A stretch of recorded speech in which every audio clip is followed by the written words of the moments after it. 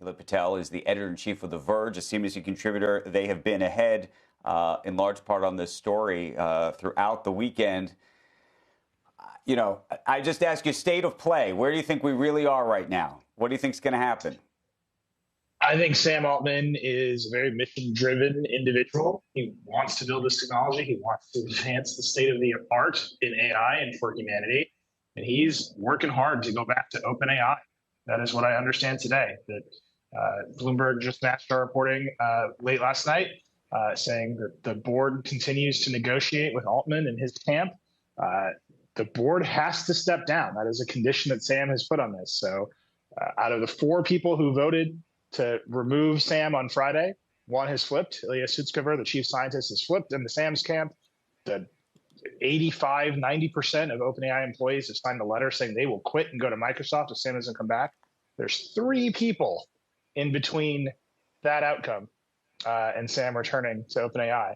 And so we'll just see what happens today. But negotiations are furious today. Satya Nadella was on CNBC last night.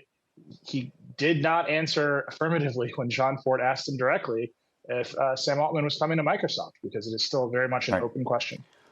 Let me ask you this, though.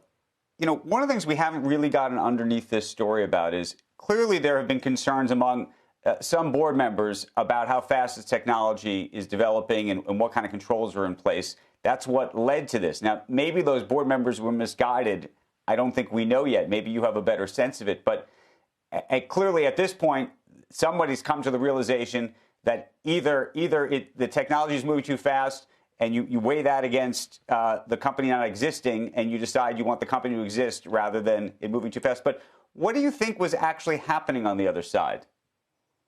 Yeah, I think that idea that the technology was moving too fast and gave the board pause, and that is why they had to immediately fire Sam on Friday with no notice to anyone, including Microsoft. I think that as time has gone by, that has proven to not be true, right? The various members of the board, like Ilya, have said that's not true. Emmett Shear has said, he's the interim CEO. He has said to the staff, that's not true. There's no malfeasance here. There's no security concern. He has said, I wouldn't have joined the company even for the 48 hours he's been there if they weren't going to commercialize the models. The board has not provided any documentation of their reasoning to anyone, to Microsoft, to the other investors, to Emmett Shear, to Sam Altman. No one really knows why they made this decision.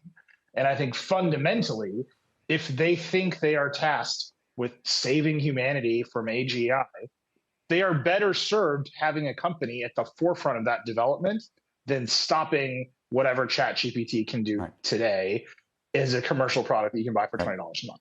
Now, there are some stories. Yep.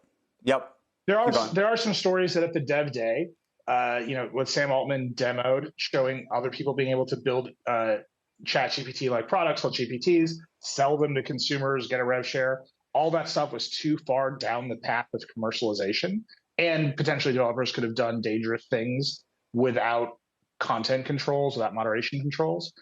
But if you're the board of directors, your job is to mediate that conversation, right? To bring Sam in and say, look, we're going a little too far, too fast. We need to sit down and talk about, is this appropriate? Not to fire him because you don't think you can trust him. And let me ask you, and just for the audience, AGI is artificial general intelligence, which is sort of, that's when you get to like sentient, that's the concept at least. Here's my question for you. The other piece of this is not just what happens with Microsoft, but there's all of these venture capital investors who put money into the for-profit arm of the not-for-profit. And there's a big question, including Thrive and Andreessen Horowitz and so many others. What is the fiduciary responsibility, if there is any, from the not-for-profit board to the investors in the for-profit entity? Yeah, I've been trying to suss that out all weekend. What is the leverage that will get this board to move, right? The unbelievable assumption from everyone, including me, is that the board is acting in some level of bad faith, right? Just because they will not explain themselves. They have not spoken publicly. It does not appear they're leaking anywhere. They have not released any of this documentation. So if you've taken this rash decision and you won't explain yourself, there's some assumption of bad faith.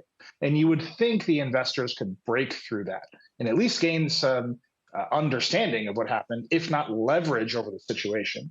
Up until now, they have none. No one's been able to do anything. I think fundamentally, this Microsoft announcement that Sam and Greg would join Microsoft was an attempt to create some leverage by saying, look, we're going to take your two principals and they're going to bring the entire company, and you're going to be left being the nonprofit board of nothing.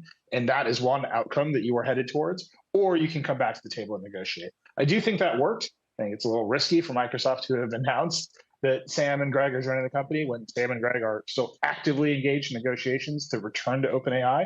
But it did work to gain a little bit of leverage. Right. It is unclear if the straightforward legal leverage of fiduciary duty has accomplished anything.